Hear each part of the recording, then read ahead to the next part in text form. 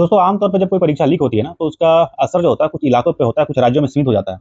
पर जो नीट 2026 की जो परीक्षा जो 3 मई को हुई थी, उसके लीक होने से पूरे देश में कोहराम मचा हुआ है। एग्जाम से पहले एनडीए बहुत ही कॉन्फिडेंस में थी। वो ट्वीट देखिए इनका, जैसे एक तरह से चैलेंज कर रहे हैं कि तुम अपनी तैयारी पे ध्यान दो, पूरा सिस्टम है तुम्हारे पीछे। और वही सिस्टम आज फेल हो गया। 22 लाख बच्चों के भविष्य पे, जो उनका भविष्य है वो खतरे में आ गया है एनडीए की लापरवाही के चलते। कैसे एक पूरा सिस्टम फेल कर गया, इन 22 लाख जो बच्चे हैं उनके भविष्य या उनके सपने, जिन्हें गुरूर था कि भाई वो हम 3 साल तक मेहनत किए, हमने हमें कुछ बनना है, हमें डॉक्टर बनना, अपने परिवार के लिए कुछ करना है, लोगों के इलाज करना है। और सिस्टम जो है 2024 में इतनी बड़ी कंट्रोवर्सी हुई नीट को लेके, लोगों को लगा चलो गलती हो गई, अब सरकार इस पे कुछ करेगी, कुछ नए प्रिकॉशन लेगी। कट टू 2026, सेम गलती और भी बड़े स्तर पे। पिछली बार जहां बिहार में लीक हुआ था, बिहार और झारखंड के कुछ इलाके थे, अब यहाँ राजस्थान से लीक हुआ है। पिछली बार परीक्षा रद्द नहीं हुई थी, ग्रेस मार्क दिया गया था। इस बार पूरी की पूरी परीक्षा रद्द कर दी गई है।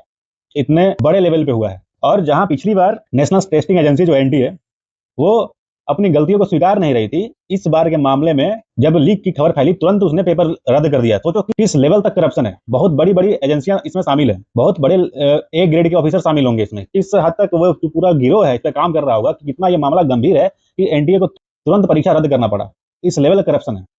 एनटीए एग्जाम से पहले बड़े बड़े दावे कर रही थी कि हमने सारे प्रिकॉशन लिए, हमने ये किया, हमने वो किया है, ओवर कॉन्फिडेंस में थी। और वही एनटीए जो अपने ओवर कॉन्फिडेंस वाले ट्वीट कर रही थी, अभी साइलेंट है। वो बच्चों से कह रही है कि तुम दोबारा तैयारी करो, वो परीक्षा रद्द कर दी है, कोई टेंशन की बात नहीं है। अब एनटीए यहाँ तक कह रही है कि तुम दोबारा से रीअपियर हो, हम इस बार एग्जाम के फॉर्म के पैसे नहीं लेंगे तुमसे। अरे तुम्हें हक नहीं लेने का, तुमने 3 साल बर्बाद कर दिए अपने लापरवाही के चलते। तुम्हें क्या हक है कि बच्चों से दोबारा पैसे लो? जिस एग्जाम को कंडक्ट करने के लिए तुमने पैसे लिए हैं, जब वो एग्जाम ही नहीं हुआ तो दोबारा तुम पैसे मांग कैसे सकते हो? और इसमें खुश होने वाली क्या बात है? तुमने 22 लाख छात्रों के भविष्य के साथ खेला है, उनकी उम्मीदों पे पानी फेरा है। चलिए पूरे इवेंट के टाइमलाइन पे एक बार नजर डालते हैं। राजस्थान के इलाके में कोचिंग इंस्टीट्यूट के द्वारा गेस्ट पेपर, जिन्हें प्रीमियम गेस्ट पेपर के नाम पे सर्कुलेट किया गया, बच्चों को वीक्स पहले ये पेपर्स मिल गया। 3 मई को एग्जाम कंडक्ट किया गया। अब 7 से 8 मई के बीच कंप्लेन और जो इसमें जो लीक हुए हैं उसके मामले ऑनलाइन सरफेस हुए। राजस्थान एसओजी ने ये पूरे इन्वेस्टिगेशन को कंडक्ट किया, एनटीए को रिफर कर दिया मामला। 10 मई को एनटीए ने पब्लिकली एक्नॉलेज किया कि भाई पेपर लीक हुआ है। मई 12 गवर्नमेंट ने री एग्जाम का फैसला लिया, इंडिया ने एग्जाम को कैंसिल किया और सीबीआई प्रोब की जांच बैठाई। दरअसल जो गेस्ट पेपर होता है, जिसे पढ़ के बच्चे तैयारी करते हैं नीट परीक्षा की, उसमें पाया गया कि लगभग 140 क्वेश्चन जो थे गेस्ट पेपर से एक्चुअल पेपर के मैच कर रहे थे। ये एनडीए नहीं फाउंड किया, पर आखिर इतना रिसेम्बलेंस आया कैसे? ऐसा हो ही नहीं सकता कि कोई गेस्ट पेपर इतना एक्यूरेटली प्रेडिक्ट कर दे। राजस्थान में एक जगह है सीकर, एक कोचिंग हब है वहां का। ये मामला वहीं का है, ये जो गेस्ट पेपर का जो मामला है वहीं का है।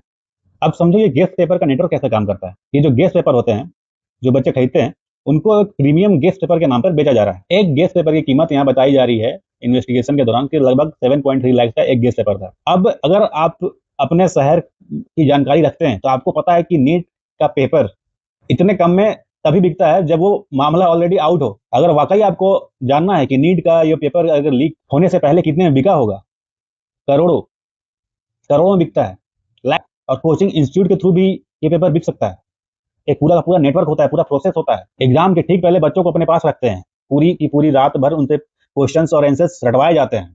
फिर उनको खुद की गाड़ी में वो एग्जाम सेंटर तक छोड़ते हैं ताकि बीच में कहीं भी बच्चे द्वारा कुछ लीक ना हो। पूरा एक सिंडिकेट काम करता है और इसमें बड़े उच्च अधिकारी इन्वॉल्व होते हैं और कई लोग पेपर बेच के अभी विधानसभा में बैठे होंगे। इतना डीप है, इतना रूटेड मामला है ये कोई आज की बात नहीं है, ये सालों से हो रहा है।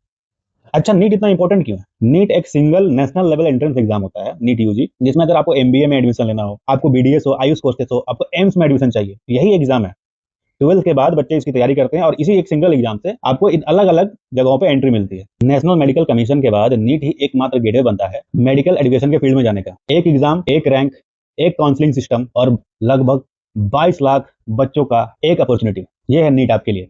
दोस्तों रिपोर्ट के अनुसार लगभग 22.5 लाख कैंडिडेट अपीयर हुए थे इस एग्जाम में। लगभग 551 डिफरेंट सिटीज में ये एग्जाम कंडक्ट हुआ था, प्लस 14 इंटरनेशनल सिटीज में भी ये एग्जाम कंडक्ट हुआ था। अब ये इस एग्जाम को, ये जो गणित है, इस एग्जाम को दुनिया का one of the biggest largest exams बनाता है। अगर 1% कैंडिडेट भी अगर इससे अफेक्ट होता है ना, तो लगभग 22,000 स्टूडेंट अफेक्ट होते हैं।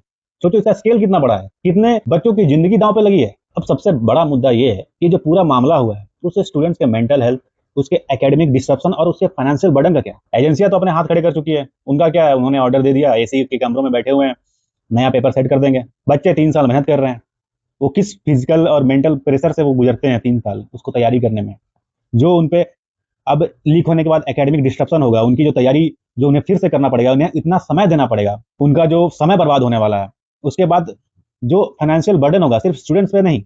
चलिए आप पेपर का री फॉर्म भरने का पैसे नहीं ले रहे हैं, पर ट्रैवलिंग कॉस्ट देंगे आप?